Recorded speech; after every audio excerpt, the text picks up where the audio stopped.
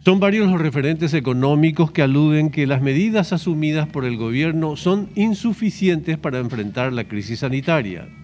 A finales de marzo del 2020, el Congreso Nacional aprobó, a propuesta del Poder Ejecutivo, la Ley de Emergencia Nacional que destinaba la suma aproximada de $1.000 millones al combate a la pandemia como parte de una suma mayor, que eran 1.600 millones. 13 meses después, y en una situación claramente más crítica, el equipo económico propone ahora un paquete de medidas que representa solo $100 millones.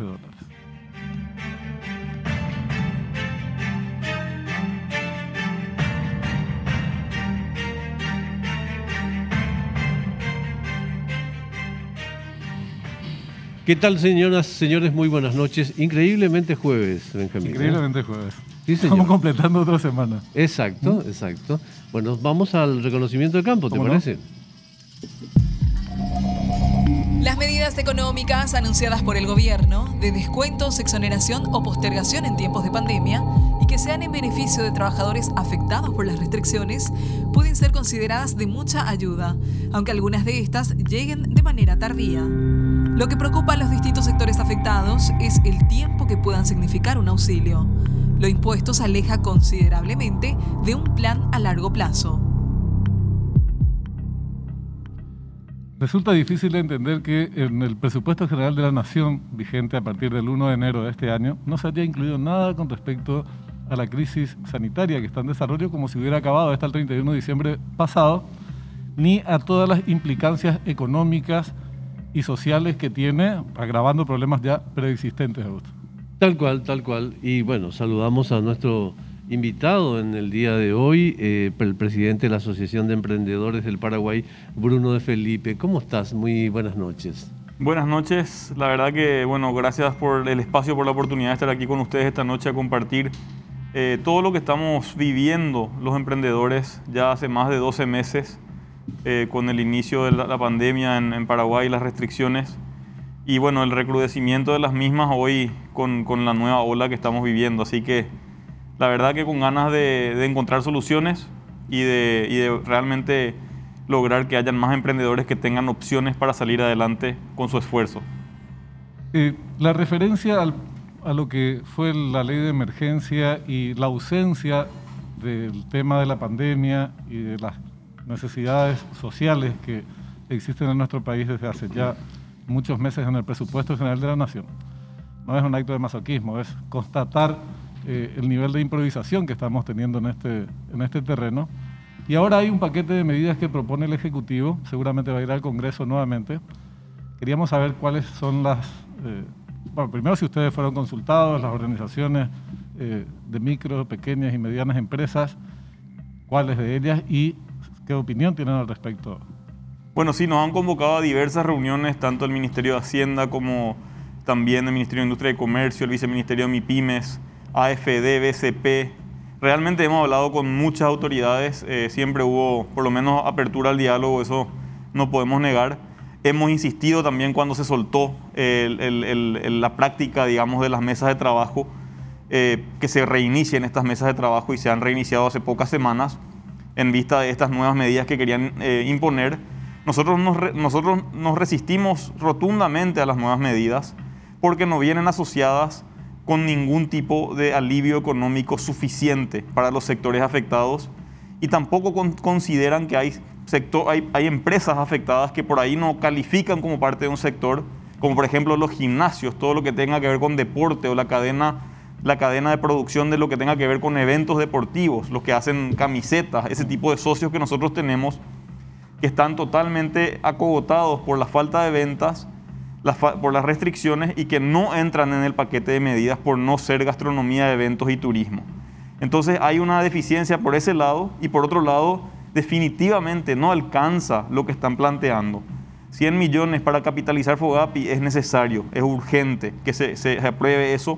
Eso no es un préstamo que se va a malgastar de ninguna manera, eso va a ir a través de los bancos, a través de las entidades financieras a las pymes, como ya hizo en el caso de 22.000 pymes en la primera tanda, y debería volver a activarse eso para una segunda y tercera tanda, porque realmente es una herramienta muy potente que tiene que llegar a más emprendedores. pero todavía estamos muy lejos de que sean suficientes las medidas y también los tiempos en que se demora entre una medida que se anuncia y se implementa y llega a tocar el bolsillo del emprendedor. Si vos dejás de facturar por 15 días, vos no podés pagar tu alquiler, tu cuota, realmente te complica y las medidas económicas de resarcimiento no vienen a tiempo.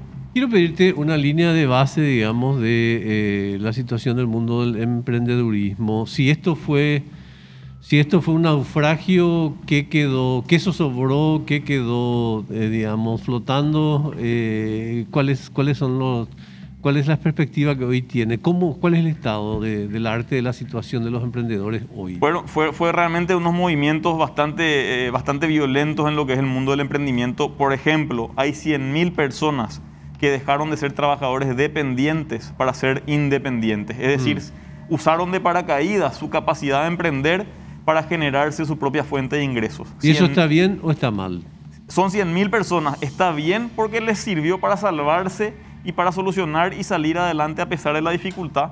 Pero lo que está mal es que no estemos apostando por esas personas. Exacto. Que están trabajando para salir adelante y que no tienen un acompañamiento nuestro como ciudadanía. Y como ciudadanía creo que le acompañamos comprando sus productos, eligiendo sus servicios.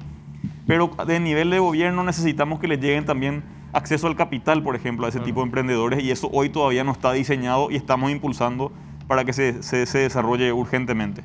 Estos que mencionás son los que se lanzaron fruto de las necesidades a una nueva forma de actuar y de defenderse, digamos, en la vida por medio de otro tipo de trabajo. Ahora, también hay un montón de, sobre todo micro y pequeñas empresas que se fueron al diablo a lo largo de esto. Yo no sé si vos se manejan datos más o menos aproximados de cuántos son, pero por eso lo que mencionaba anteriormente. Con este programa o este tipo de paquetes de medidas económicas que están destinadas a sectores muy golpeados y que requieren de asistencia efectivamente, como los gastronómicos, dentistas, hotelería y demás, hay todo un segmento que no es comprendido en ella. Entonces, ¿qué pasa con ese sector? Así mismo es. La verdad que toda la información la tiene la SET, sobre todo de la economía formal, ¿verdad? Nosotros sabemos que antes de la pandemia habían 260.000 MIPYMES con RUC en Paraguay. Ese número, nosotros no sabemos hoy la actualización a la fecha. Tenemos que lograr que la SET nos pase esa información y seguramente ahí vamos a tener ya un primer panorama. Pero lo que es muy importante mencionar, si hay 260.000 MIPYMES con RUC en Paraguay, solo 22.000 accedieron a crédito FOGAPI, que fue, digamos, la medida más significativa en términos de refinanciar tus deudas o tus problemas financieros para poder patear el problema un año y esperar que lleguen las vacunas. Pasa que no llegaron las vacunas y pasa que solo llegó a 22.000 personas, 22.000 pymes FOGAPI. Entonces hay que ampliar el alcance de FOGAPI para que llegue a más empresas de mayor variedad. Tiene que llegar por lo menos a la mitad de las empresas formales, a 120.000, a 130.000, llegamos a 22.000. Hay que capitalizar FOGAPI para que eso se pueda dar. Y tenemos que generar sí o sí una herramienta para financiar emprendedores que están reiniciando sus actividades o iniciando por primera vez una actividad, con una asistencia técnica y acompañar con capital que permita iniciar y hacer crecer un negocio y no dependa exclusivamente de la fuente de financiamiento que pueda conseguir el emprendedor en su núcleo familiar, porque cada vez las familias están más descapitalizadas y también las empresas en Paraguay están más descapitalizadas, sobre todo las más pequeñas. Bruno, traté de escribir unos cuantos conceptos, a ver si cuáles de ellos o todos pueden tener relación con lo que ustedes demandan por parte del Estado. Incentivo, financiamiento, facilidades, excepciones, subsidios, quitas, mora impositiva. ¿Dónde se focaliza, digamos, la demanda que ustedes tendrían al respecto del Estado? Bueno, lo principal es que haya un recorte sustancial de gastos superfluos en el Estado para poder fondear lo que es la capitalización. Primero la construcción de recursos. Claro, los recursos, porque nosotros no podemos pretender que el país se endeude de vuelta sin hacer un ajuste a los gastos que hoy están, comprobados que hay muchos aspectos de donde hay mal gasto o gastos superfluos. Eso se tiene que ajustar porque es el momento. Si en una pandemia nosotros no tomamos las medidas para ajustarnos el cinturón en el sector público, ¿cuándo es lo que vamos a tomar las medidas para hacer eso? Entonces, eso como un punto básico de lógica. Pero, ¿por qué? Porque necesitamos esos recursos para recapitalizar a las empresas.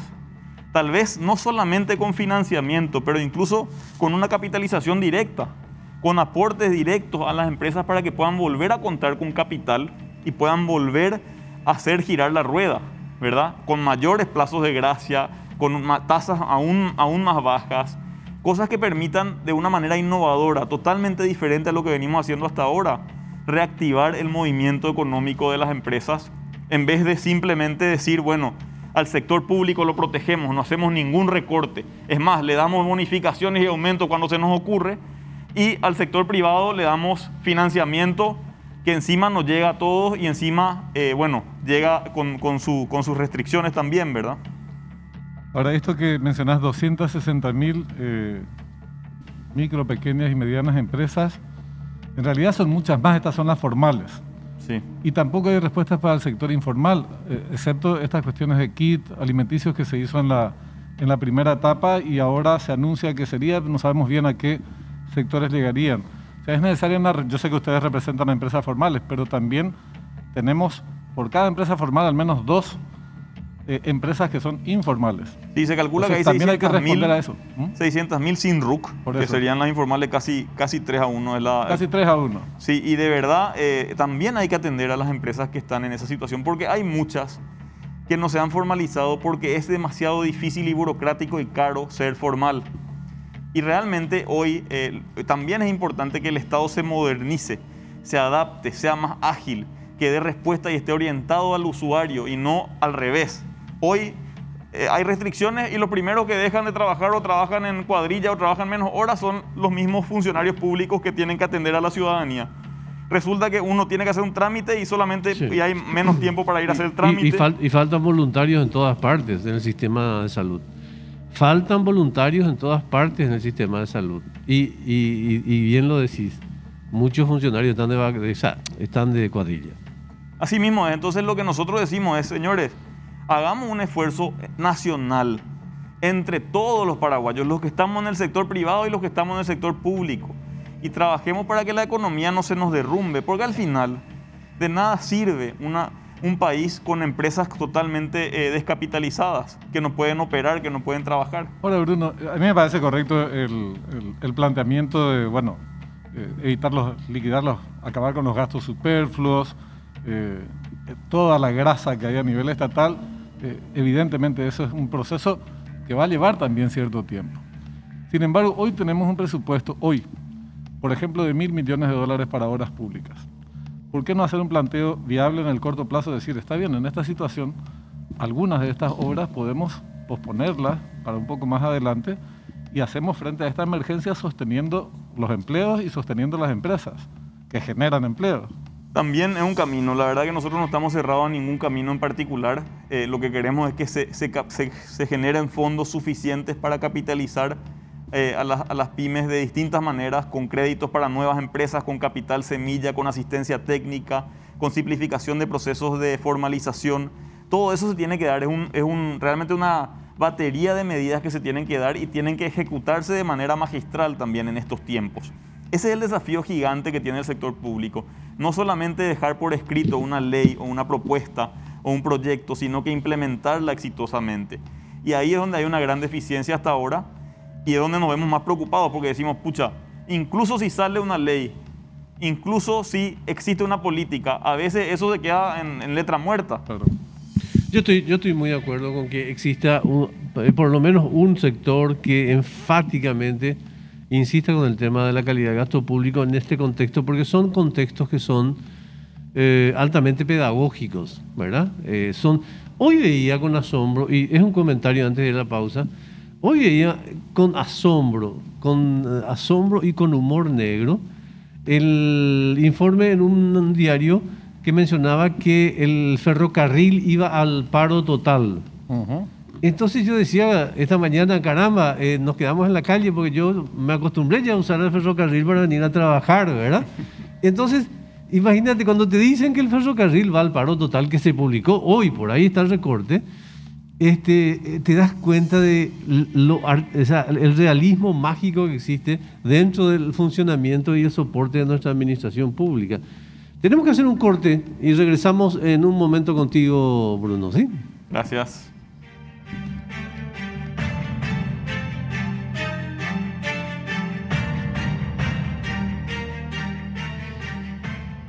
Estamos de vuelta compartiendo con nuestro invitado, Bruno de Felipe, de la Asociación de Emprendedores del Paraguay. Bien, retomamos. ¿Algún comentario que quisieras hacer al respecto de este versus que todavía planteamos en relación a las posibilidades que tiene, a la imposibilidad que tiene el gobierno de gestionar en este momento de crisis? ¿Algo que agregar a eso que comentaba antes de ir a la pausa? No, y la urgencia realmente por atender al sector de las MIPYMES que empleamos a 7 de cada 10 paraguayos en la población económicamente activa. 7 de cada 10. Sí. Y resulta que el Estado paraguayo se endeudó en 1.600 millones y usó casi 500, si no más, para el funcionamiento del Estado. No se redujo ni un guaraní el nivel de ingresos del funcionario público. No tengo nada en contra de los funcionarios públicos, pero todos estamos viviendo este problema. Entonces deberíamos todos ajustarnos un poquitito. No digo que le saquen a todos su salario porque no corresponde, no es eso lo que estamos pidiendo, sino que se haga algo racional donde se pueda canalizar esos recursos para realmente proteger masivamente a las MIPYMES y fomentar que vuelvan a ser las empresas que van creciendo, que se van graduando, que pasan de ser micro a pequeñas a medianas y así van generando más empleo y van generando también más rédito en lo que es los impuestos, ¿verdad? O sea, de ahí finalmente van a venir los impuestos que van a pagar otra vez la fiesta. Pero Bruno, vos sabés que yo insisto en el tema presupuestario porque la calidad del gasto público a la que hay que apostar ni va a generar todos los recursos que se requieren para encarar la crisis, ni va a ser un proceso, siendo realistas, muy rápido. Y nosotros hoy tenemos las necesidades que tenemos. Entonces, este presupuesto, al no comprender nada de lo que tiene que ver con la realidad más grave a la que se enfrentan los paraguayos, que es la cuestión sanitaria, la económica, la social, referidas a la pandemia, plantea la necesidad de rever el presupuesto, redireccionar recursos, porque nuestros recursos son pocos, son limitados. Entonces, ¿cómo vas a estar gastando, por ejemplo, el ejemplo de obras públicas, 1.000 millones de dólares, que en un tiempo normal uno dice, sí, hay que apostar, hay que desarrollar y todo lo demás, en un momento de crisis? Destinarás 700, 800, 600, no sé, pero por ahí hay que buscar alguna salida práctica e inmediata, me parece, ¿verdad? Sí, la verdad que en ese sentido coincido totalmente. Realmente lo importante es dar una solución inmediata en el corto plazo, porque los problemas económicos que se están viviendo en el sector de las pymes y los emprendedores son hoy, ahora. Cuentas que están venciendo, gente que está pidiendo liquidación de su funcionario porque ya no puede más pagar. Realmente no hay tiempo. Entonces, urgentemente necesitamos que se genere un fondo de cualquier manera. Puede ser repensando el presupuesto general de la nación, puede ser recortando gastos superfluos, lo que sea. Ambas cosas. Pero ambas cosas sería lo óptimo, ¿verdad? Y que ya empecemos a ver, pero medidas que tienen que ser realmente sustanciales. O sea, no puede ser 100 millones, tiene que ser 500 millones, 1.000 millones. A eso tenemos que pensar. 900 millones aprobó recién Uruguay, por ejemplo. Imagínate. Eso te demuestra que realmente nosotros por ahí no estamos con el termómetro en la situación, en la crisis. Nosotros hicimos una encuesta, que vamos a publicar los datos este fin de semana, pero les anticipo un dato que para mí es alarmante. 44% de los encuestados de todo el país que recibieron créditos dicen necesitan refinanciación de sus créditos. Y solo el 13% de ellos sacó créditos de BNF. Claro, porque es muy razonable lo que señala Benjamín, pero está matrimoniado pues la solución del problema sanitario urgente, digamos, con la vida cotidiana de la gente y su economía. Y eso que mencionás es una realidad que se vive. Tengo amigos en el sector gastronómico que, digamos, están en una situación crítica, no solamente en su economía, en su salud están en una situación crítica. Claro. Porque fíjate que estamos hablando de inversiones que han sido importantes y que de la noche a la mañana quedaron desfondadas, digamos, ¿no? ¿Y ves en algún lugar lucidez en la construcción del futuro? Bueno, siempre los emprendedores tenemos la característica de ser optimistas y encontrarle la vuelta y ver las cosas positivas en medio de la tormenta. Entonces creo que hay casos que son exitosos e interesantes para mirar y para ver cómo podemos acelerar. Realmente AFD ha logrado algo que no se había logrado nunca antes. El tema de lograr 22.000 garantías para las MIPYMES a través del sector privado y público, banco privado y público, fue un éxito no menor. Nosotros exigimos que sea mucho más. Debería llegar a 60.000 o, como dijimos más temprano, a 130.000 MIPYMES algún tipo de acceso a financiamiento de ese tipo.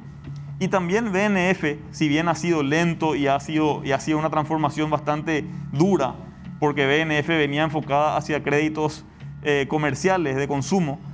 Bueno, hoy BNF finalmente tiene una banca para MIPYMES y tiene realmente todo un esfuerzo en ese sector y ha entregado la mayor cantidad de garantías para FOGAPI, o sea, ha utilizado la mayor cantidad de garantías de FOGAPI. Y bueno, son ejemplos de cosas que funcionaron mejor que antes. Lo que pasa es que la vara de antes estaba tan baja. Por ejemplo, FOGAPI había entregado 17 garantías antes de la pandemia. Claro, entonces 22.000 es una cosa extraordinaria. Pero, como les decía, son 260.000 las MIPYMES con RUC en Paraguay. Entonces nos quedamos cortos.